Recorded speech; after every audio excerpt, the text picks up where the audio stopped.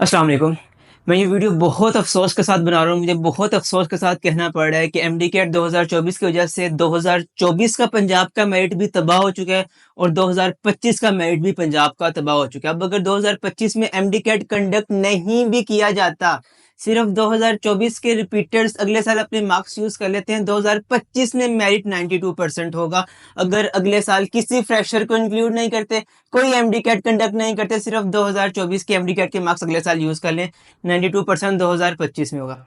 खैर अभी बात करते हैं कि 2024 में क्या मेरिट है और इसने किस तरह कम से कम 15,000 लोगों को इफ़ेक्ट किया है। सिर्फ 1 साल नहीं 3 साल तक इसने लोगों को इफ़ेक्ट किया है। अभी हम 2019 और 2024 के स्टैट्स कंपेयर करके 2024 का पहले मेरिट कैलकुलेट करते हैं। देखो जो रैंक 3047 है ना, इतनी आपके पास एमबीबीएस की सीट्स है, ठीक है? अब रैंक 3047 अगर हम एमडी-कैट मार्क्स वाइज बच्चों को अरेंज करें 199, 198, 197, 196, तो जो 3047 रैंक पे बच्चा आ रहा है ना, जो 2019 में आया था उसके मार्क्स है 184, लेकिन जो अभी आ रहा है ना 2024 में उसके 189 मार्क्स हैं, ठीक है? ये जो 189 है ये बनता है 94.5%, ठीक है? जो 2024 में आ रहा है 3047 रैंक पे स्टूडेंट, जबकि जो 2019 में आया था वो आया था 92%, ठीक है?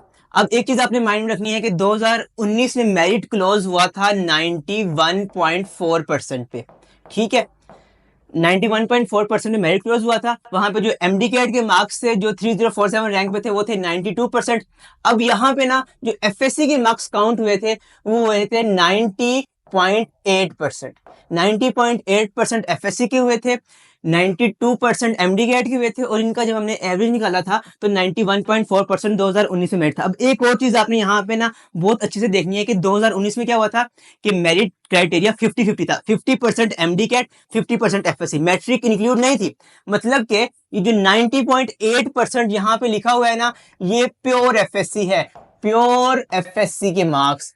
मतलब कि अगर एफएससी के मार्क्स, एवरेज एफएससी के मार्क्स एमडी-कैट में 2019 में काउंट हुए थे तो वो 90.8 थे। This is the minimum FSc marks जो कि आपके एमडी-कैट में काउंट होते हैं। मिनिमम एवरेज एफएससी मार्क्स 90.8 थे 2019 में। लेकिन अब इस चीज को 4 साल गुजर चुके हैं। 2019 में कोई ऐसा बैच नहीं था जिसको एफएससी में ग्रेस मार्क मिले हों, लेकिन अगर हम आज देखें तो 2-3 बैचेस पहले एफएससी में ग्रेस मार्क भी मिले हैं। तो अभी जो मिनिमम एफएससी के मार्क्स होंगे, एवरेज मार्क्स होंगे, वो 90.8 से तो 100% ज्यादा ही होंगे। लेकिन अब कितने ज्यादा होंगे वो हम लगाएंगे 91%, ठीक है? ये एक बहुत फेयर फिगर है कि यार अगर 2019 में एवरेज एफएससी के मार्क्स जो थे वो 90.8 थे, तो अब 2024 में जबकि कुछ बैचेस जो रिपीटर्स हैं उनके पास ग्रेस मार्क भी हैं तो मिनिमम 91% होंगे। अब देखो हमें ना यहाँ से दो चीजें अब मिल गई हैं। हमें एफएससी के मार्क्स भी मिनिमम मिल गए हैं जो कि हमने यहाँ पे लिख लिए 91%। हमें एमडी-कैट की परसेंटेज भी मिल गई है जो कि 94.5%। अब हमने इसमें सिर्फ मैट्रिक की परसेंटेज निकालनी है, डालनी है और अपना मेरिट निकालना है। अब हम वो करते हैं। देखो हम ना दो तरह से करेंगे कैलकुलेट। सबसे पहले लोएस्ट मिनिमम के कितना नीचे जा सकता है मेरिट और एक हाईएस्ट मैक्सिमम के कितना ऊपर जा सकता है। सबसे पहले लोएस्ट हम करते हैं कैलकुलेट, सबसे कम फिगर्स डाल के। हमने अभी अभी एफएससी के निकाले हैं मार्क्स, मिनिमम मार्क्स निकाले हमने 91%, ठीक है? प्लस अगर हम मैट्रिक के मिनिमम एवरेज मार्क्स डालें तो वो होंगे 93%, ठीक है? प्लस एमडी-कैट को तो हमें ऑलरेडी पता है, वो हमारा फिगर आ चुका हुआ है, वो है 94.5%, ठीक है? अगर आप इनके साथ मेरिट निकाल रहे हो तो आपका बनता है 92.9%। ये है मिनिमम मार्क्स के साथ अगर आप मेरिट निकालते हो। अब हम मैक्सिमम निकालेंगे कि मैक्सिमम कितना जा सकता है इस साल। वो देखो मैक्सिमम जो आपकी एफएससी जाएगी वो 91 से मैक्सिमम जाएगी तो 92 तक जाएगी, ठीक है? मैक्सिमम हम जा रहे हैं। आपके मैट्रिक के मार्क्स जो एवरेज जाएंगे वो जाएंगे 94%। मैट्रिक के हमने एवरेज मिनिमम मार्क्स निकाल लिए 94%। प्लस यहाँ पे तो ये फिगर एज इट इज वैसे ही आएगी ना, वो तो 94.5% है। इसके साथ जो आपका मेरिट बन रहा है ना वो बन रहा है 93.4%। मतलब क्या है इसका कि आपका जो इस साल मेरिट रहेगा वो 92.9 से लेके 93.4 तक रहेगा, जो कि मैं समझता हूँ कि एक बहुत बड़ी ज्यादती है। यूएचएस और फेडरल वालों का यहाँ पे कोई कंपैरिजन नहीं बनता। यूएचएस में 190 से ऊपर 3,000 है, फेडरल में 3 बच्चे हैं, कोई कंपैरिजन नहीं बनता। पीएमडीसी इस साल एक फेयर एमडीकैट कंडक्ट करवाने में, एक फेयर रिजल्ट देने में नाकाम हो चुके हैं और इसके जो असरात हैं वो सिर्फ इस साल नहीं होंगे। अब देखो अगले साल क्या होने जा रहा है, 2025 का मेरिट क्या होगा। हम इन्हीं स्टैट्स की मदद से, आज मुझे ये कहते हुए अफसोस हो रहा है कि इन्होंने रिजल्ट यूएचएस का ऐसा दिया है कि हम उस रिजल्ट को यूज करके आज खड़े होकर 2025 का मेरिट कैलकुलेट कर सकते हैं।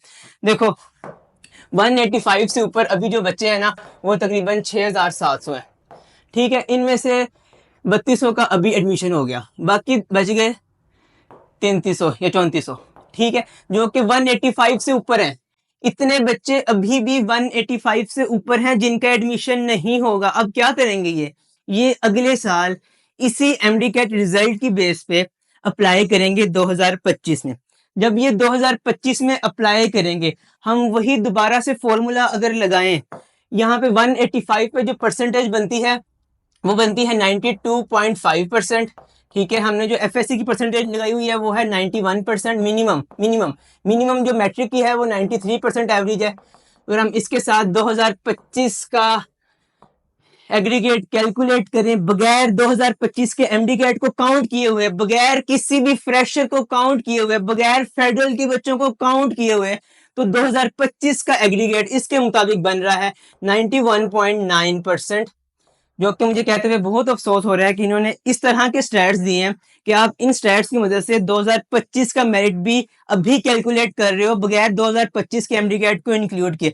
इसका क्या मतलब है? इसका ये मतलब है कि अगर कोई 2025 के लिए जा रहा है उसको 185 प्लस मार्क्स लेने पड़ेंगे, उसकी बेस ही 185 से स्टार्ट होगी।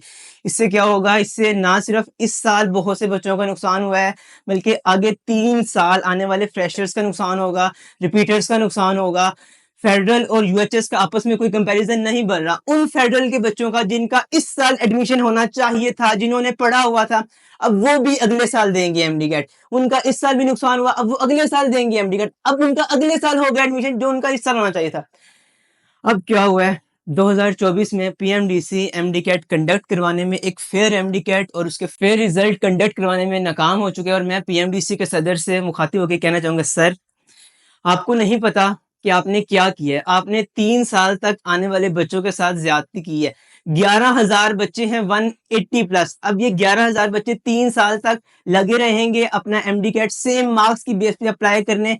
3 साल तक इनका एडमिशन होता रहेगा। फिर जो 3 साल के फ्रेशर्स होंगे वो इफेक्ट होंगे, जो फेडरल वाले हैं वो इफेक्ट होंगे, जिनका इस साल होना था उनका अगले साल होगा। सर आप एक फेयर एमडीकैट कंडक्ट करवाने में नाकाम हो चुके हैं।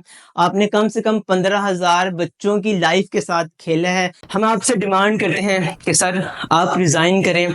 आपने यूएचएस का टेस्ट करवाया, आपने फेडरल का टेस्ट करवाया, कोई आपस में कंपैरिजन नहीं बनता। दोनों टेस्टों की वजह से अगले 3 साल तक नुकसान होगा। 3 साल तक एटलीस्ट 15,000 बच्चों का नुकसान होगा। एक फेयर एमडीकैट नहीं हुआ, 15,000 बच्चों की लाइफ के साथ, उनके फ्यूचर के साथ खेला गया। और यहाँ पे अगर आप रिजाइन भी कर देंगे तो ये भी इनफ नहीं होगा। इन 15,000 के साथ तो ऑलरेडी ज्यादती हो चुकी है, लेकिन अब आने वाले किसी के साथ ज्यादती ना हो। We demand your resignation. इससे ज्यादा मेरे पास कोई अल्फाज नहीं है।